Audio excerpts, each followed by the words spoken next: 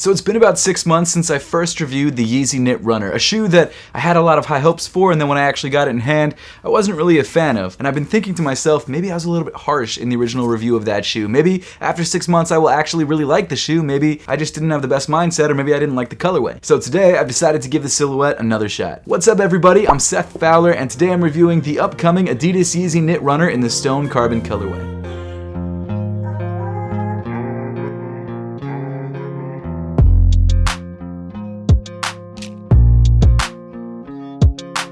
But before we dive any farther into the review, I want to give a huge thank you to today's sponsor, Sole Premise. Sole Premise makes some of the best bags available on the market, and what's great about these bags is that these bags are specifically designed to hold sneakers. This is actually one of my go-to bags, and you can grab it for yourself through the link in the description below.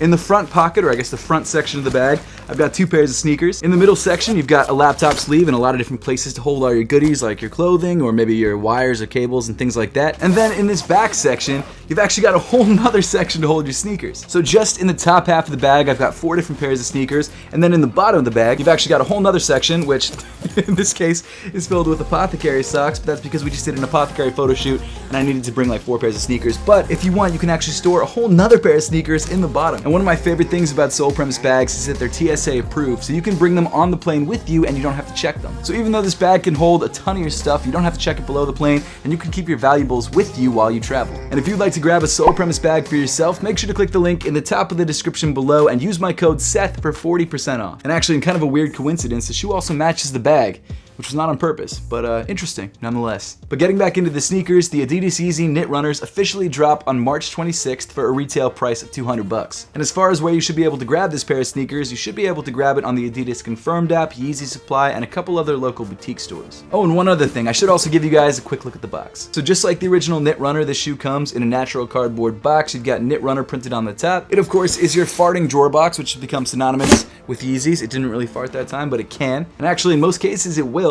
And then on the other end of the box, you've got the size tag. I went with the size 9.5. I would definitely suggest going up at least a half size, but we'll get into that a little bit later on in the video. And the official colorway of this shoe is stone carbon, stone carbon, stone carbon.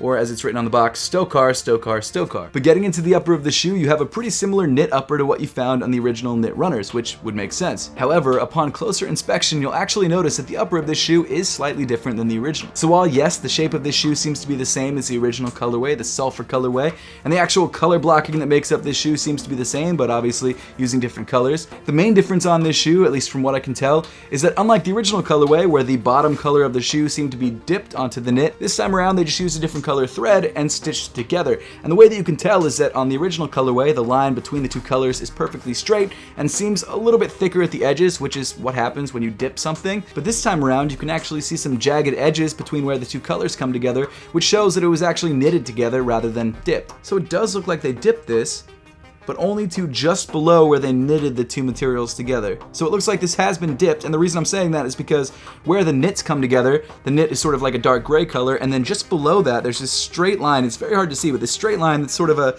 different shade of dark gray or black almost. So it looks like they knitted together the 2 colors and then dipped it afterwards, which I don't think they did in the original, and seems to be a new way of doing things. I wonder why they did it that way. Maybe I'm wrong. Maybe it's just knitted together. I can't really tell, but that line looks really straight. So I would guess that the reason that they did this is that maybe they couldn't get the color that they wanted for the bottom half of the shoe with just knitting a material together or with just dipping something together, so they did both. That's my thought. Kanye is very particular when it comes to colors.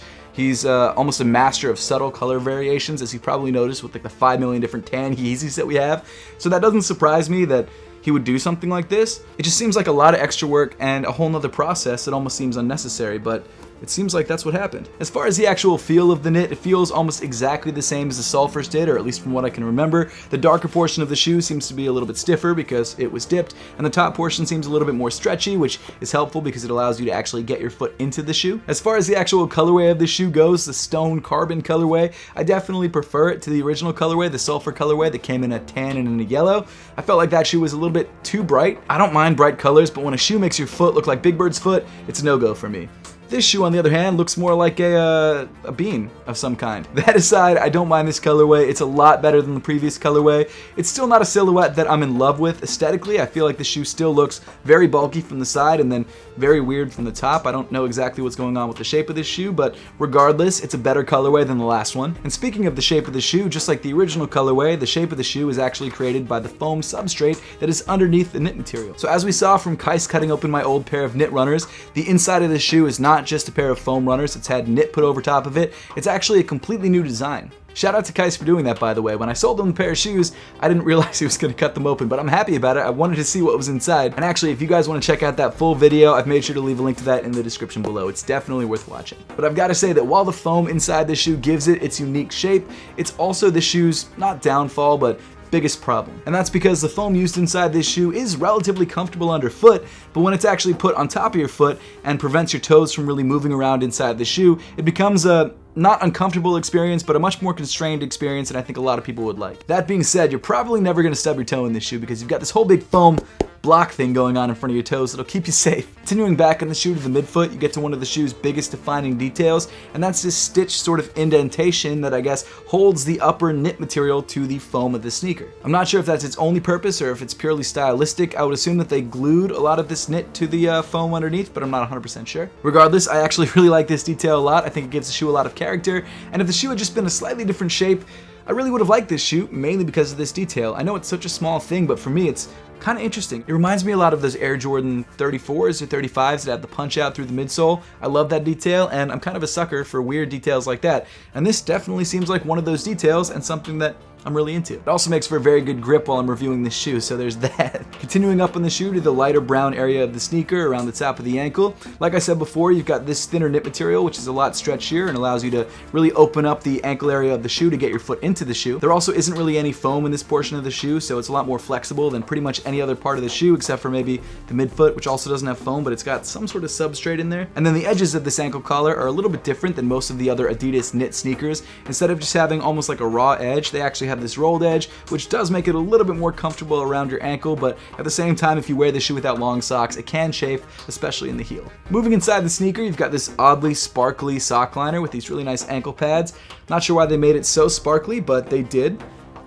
So there's that. And then the insole of the shoe comes in this light brown color with the YEEZY and Adidas logo printed on the heel. And of course, you've also got the size tag in the midfoot, which is an interesting place to put it. Not sure exactly why they put it there, and it will probably wear down after a couple wears, which is kind of a bummer. What's interesting though is that sometimes when people resell shoes, it's hard for them to figure out exactly what size the shoe is because the size tag has been worn off. The good thing about this shoe is though, although that probably will happen on the insole, you've got the size tag printed on the lateral side of the heel, so you're never gonna forget.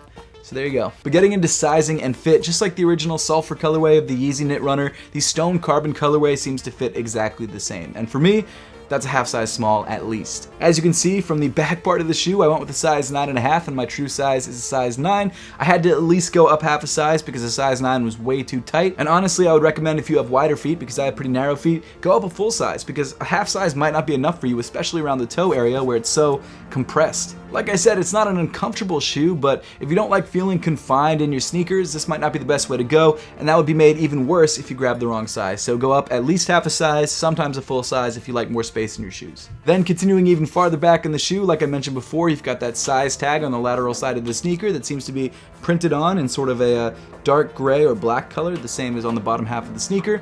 And then towards the back of the shoe, you've got a seam running down the middle where apparently they stitched the entire knit upper together. Continuing down on the shoe to, I guess, the midsole section of the shoe, even though there doesn't really seem to be much of a midsole because the foam that usually would create the midsole also wraps up onto the top of the shoe.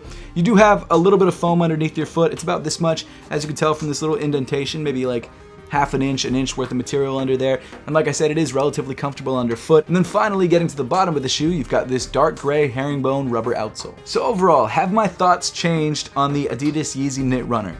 In a word, no. I don't think it's a bad shoe. I think it's just sort of a weird shoe. And again, like I said in my previous review, I love the fact that they're trying something completely different with this sneaker. I mean, there's nothing really else like this on the market. Maybe some sort of moccasins, but that's about it. The main thing I don't love about this shoe is the fit and not so much the aesthetics. Yes, this is a weird looking shoe. I like weird looking shoes, but the fact that it sort of like holds your foot just in one place kind of weirds me out. It's not the weirdest feeling in the world, but it's weird enough for me that I would prefer to wear another shoe. And for a retail price of $200, is that an experience that I want to have every day day that I wear this shoe? Probably not, and in my opinion, I'm gonna be saving my money and buying something else. But if you do like this shoe, there's nothing wrong with that. It's not a bad sneaker. I think this colorway is significantly better than the Sulfur colorway. It's so much easier to wear, and if you're into that sort of loungewear vibe, this definitely fits with that aesthetic. I mean, this is one of those shoes that just goes great with a pair of sweatpants that you could walk around your house in. But that pretty much wraps up my review of the upcoming Adidas Yeezy Knit Runner in the Stone Carbon colorway. Now, I would love to know your thoughts on this shoe and whether you're planning to grab a pair when it finally releases on March 26th. So make sure to let me know in the comment section down below. And as always, thank you so much for watching. Make sure to subscribe if you haven't yet, and I'll see you all in the next one.